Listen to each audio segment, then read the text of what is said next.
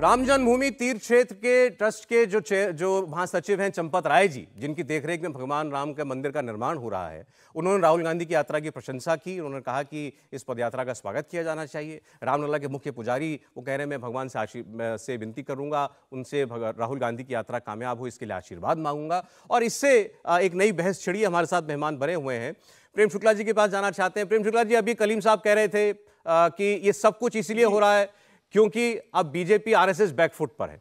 अब समझ में आ गया है कि अब नफरत की राजनीति नहीं चलेगी, देश जग गया है। जी देखिए, हमको बैकफुट पे आने की आवश्यकता ही नहीं है।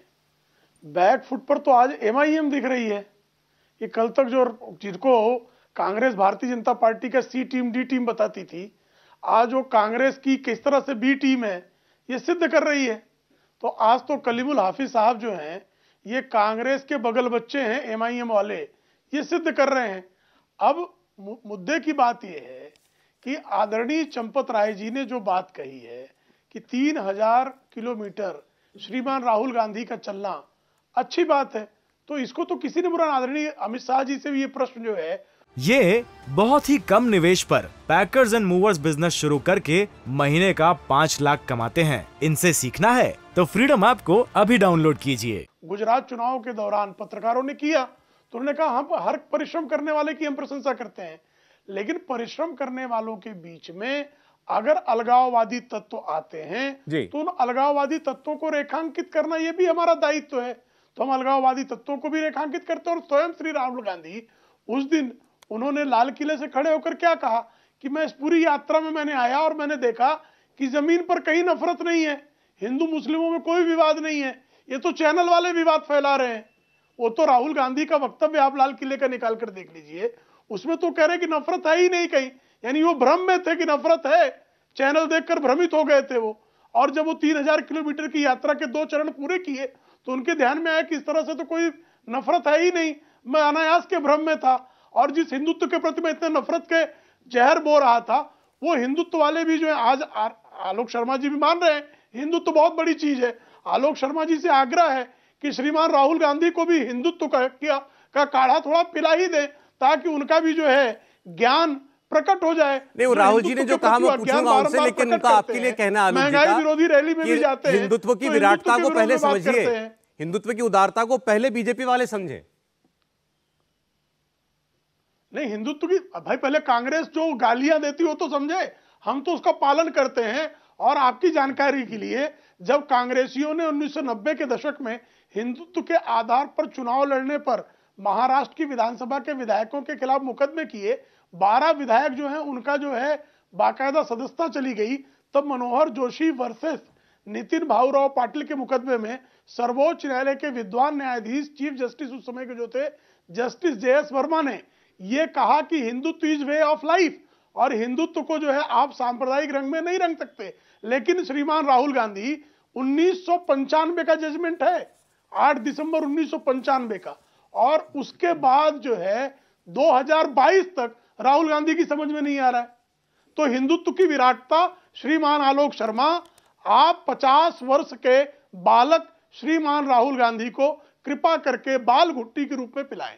ये बात तो ठीक है आलोक जी, हिंदू और हिंदुत्व का फर्क तो राहुल गांधी जी ने ही बताया था। देखिए, मुझे लगता है जिस तरह की भाषा अभी इस्तेमाल हो रही है, यही बीजेपी की नफरत भरी पूरी जो उनकी विचारधारा है वो बयां भाषा तो करती आप अपनी जरा देख लीजिए, आपने ये क्या कहते प्रयोग में हैं, लाया। क्योंकि मैं किसी के बीच में नहीं बोल रहा, सुनिए, एक एक करके बात करें, बोलिए। बीजेपी कहती है काढ़ा पीकर हिंदुत्व सीखो, काढ़ा पिलाकर ये हिंदुत्व सिखाते हैं। गजब है ना। मतलब यही सोच पर प्रश्न चिन्ह है कि वास्तव में हिंदू धर्म क्या है, वे ऑफ लाइफ क्या है, या हिंदुत्व जो इनका नफरत भरे वाला है, जो गोली मारो वाला क्या है, वो दारू पीने गोली वाले मारो काढ़ा की नहीं। नारे प्रेम जी प्लीज बीच में ना बोलिए। मैं चुप हो जाता हूँ, इनको बोल लेने देते हैं, बात अपनी कंप्लीट कर लेंगे एक बार, पूरा जहर निकल जाने बोलिए। दीजिए।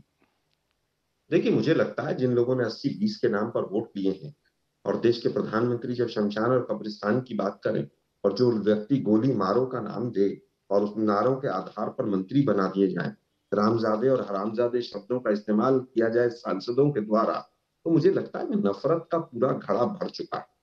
और कांग्रेस पार्टी ने कभी हिंदुत्व को नहीं कोसा है, लेकिन हिंदुत्व का चोला पहनकर जो लोग वोट इकट्ठी करते हैं, ये आरएसएस और बीजेपी वाले, हाँ, इनको जरूर पोसा है और आगे भी पोसेंगे, क्योंकि इन्होंने हिंदुत्व के नाम पर, हिंदू धर्म के नाम पर अपनी दुकान चलाई है।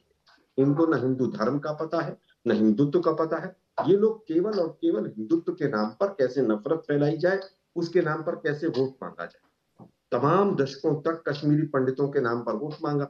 आज कश्मीरी पंडित इनको पानी पी पी कर कह रहे हैं कि केवल और केवल इन्होंने गलती हमसे हुई कि नकली हिंदुत्व को हम वोट देते रहे। अब उनको समझ आ रही है। मुझे लगता है कि जो इनसे सवाल पूछ ले वही दुश्मन है। सपा के साथ इन्होंने सरकार बनाई, फिर वो देशद्रोही हो गए। फिर बसपा के साथ बनाई, फिर वो खराब हो गए। फिर कम्युनिस्टों के साथ भी पहले सरकार बनाई, कम्युनिस्ट तो देशद्रोही है। और नेशनल कॉन्फ्रेंस के बारे में क्या अभी सवाल सुने, नेशनल कॉन्फ्रेंस को भी सरकार में शामिल रखा। फिर पीडीपी, ये बाप और बेटी और ये पता नहीं क्या क्या शब्दावली थी, फिर उनके साथ भी सरकार चलाई। तो इनका कपटी राष्ट्रवाद है और नकली हिंदुत्व है। राष्ट्रवाद के नाम पर एक बार जरा हिंदुत्व की बात पूरी कर लेते हैं आलोक जी। अभी आपने कहा कि नकली है। अब एक बार हिंदुत्व की बात पूरी करते हैं। आपने कहा इन्होंने हिंदू धर्म के नाम पर दुकान चलाई, नफरत फैलाई केवल वोट के लिए। लेकिन आपकी पार्टी से बार बार ये सवाल पूछा जाता है, मैं कलीम साहब ने जो बात कही उसको लाना चाहता हूं रेफरेंस में, कि एक बार ऐसा लग रहा है कांग्रेस पार्टी जो है वो अपना रुख साफ नहीं करना चाहती, या आपके पास ही वो क्लियर पिक्चर है नहीं कि हम बताएं क्या जनता के सामने, हिंदुत्व पर हमारा स्टैंड क्या है। राहुल गांधी कहते हैं कि दो अलग अलग विचारधाराएं हैं, हिंदू धर्म है और हिंदुत्व अलग विचारधारा है जो बीजेपी की है। ये उनके शब्द हैं प्रॉपर। और उन्होंने ये भी कहा हिंदुत्व, वो क्या हिंदू धर्म किसी मुसलमान को, किसी सिख को मारने की इजाजत देता है? बिल्कुल नहीं देता। लेकिन हाँ, हिंदुत्व वाले ऐसा करते हैं, हिंदुत्व वाले पीठ में छुरा भोंकते हैं। ये उन्होंने बताई हुई बातें। और इसके साथ साथ वो देश आपसे ये जानना चाहता है, आज जब भगवान राम को इतनी बात हो रही है, कलीम साहब कह रहे हैं कि बाबरी मस्जिद गिरी, इसके लिए बीजेपी जितनी जिम्मेदार है उतनी आपकी सरकार थी उस वक्त केंद्र में, उतनी कांग्रेस पार्टी जिम्मेदार है। और इसीलिए आज अयोध्या से आशीर्वाद भी आ रहा है। लेकिन उसी भगवान राम का जो मंदिर बन रहा है, रामलला का जो मंदिर बन रहा है, उसको लेकर के क्या स्टैंड है ये नहीं आज तक हमें मालूम। नहीं, हमारा जो स्टैंड है वो तो पहले से क्लियर है। हमने कहा न्यायालय जो फैसला करेगा उसको मानेंगे। लेकिन इन लोगों का स्टैंड दोगला था। जब यात्रा चल रही थी तो न्यायालय में केस भी चल रहा, तो कहा कि नहीं ये तो हमारी आस्था का विषय। जब इनकी सरकार आई तो नहीं पूर्ण बहुमत की सरकार आनी चाहिए। जब पूर्ण बहुमत की सरकार आ गई, बोला नहीं ये तो हम जो है वो तो न्यायालय से ही फैसला आएगा तभी मानेंगे। कांग्रेस पार्टी का पहले दिन से एक स्टैंड है, न्यायालय का जो भी निर्णय होगा उसको मानेंगे। बीजेपी सत्ता में से बाहर रहती है तो आस्था का विषय हो जाता है, और जब सत्ता में आ जाती है तो फिर न्यायालय की तरफ। मैं ये बात, अच्छा ये बात आप लोगों से बार बार पूछी जाती है कि राम मंदिर से केवल और केवल वोट का वास्ता। अच्छा ठीक है आलोक शर्मा जी, एक बात बार बार उठाई जाती है, देखिए कोई किसी को मजबूर नहीं कर सकता, या नहीं, बात सुनिए आप एक बार, फिर आप कंप्लीट कर लीजिएगा। ये कोई किसी को मजबूर तो कर नहीं सकता कि आप इस मंदिर में जाइए, इस गिरजे में जाइए, इस मस्जिद में जाइए। लेकिन राम मंदिर चूंकि हम जानते हैं कि देश के लिए कितना बड़ा आस्था का केंद्र है, तो ये बार बार पूछा जाता है कांग्रेस पार्टी के बड़े नेता राम मंदिर में क्यों नहीं जाते, रामलला के मंदिर में क्यों नहीं जाते, राहुल गांधी वहां कभी क्यों नहीं गए, प्रियंका जी वहां कभी क्यों नहीं जाती हैं, कि कहीं उससे गलत संदेश ना चला जाए देश के अंदर। ये बहुत ही कम निवेश पर पैकर्स एंड मूवर्स बिजनेस शुरू करके महीने का 5 लाख कमाते हैं। इनसे सीखना है तो फ्रीडम ऐप को अभी डाउनलोड कीजिए। कहीं उसका माइनॉरिटीज के अंदर गलत संदेश ना चला जाए, इससे डरते हैं। कि मुझे लगता है डर जो है वो भाजपा में, कांग्रेस में कभी डर नहीं। बहुत सी अपनी आस्थाएं हैं, मैं किस मंदिर में जाऊंगा किस में नहीं जाऊंगा, वो ठीक है। मैं और राजीव त्यागी जी दोनों गए थे, हमें तो कहीं डर नहीं लगा, किसी को डर नहीं लगता। डर बीजेपी को लगता है, एक्सपोज हो रहे हैं। आरएसएस को डर लगता है, अंग्रेजों के टाइम की तमाम गड़े मुक्ते इनके आज भी उखड़ के आते, 60 रुपए की पेंशन से लेकर तमाम, आज इनके पास जवाब नहीं। लेकिन हम फिर कहेंगे नफरत को कम करो।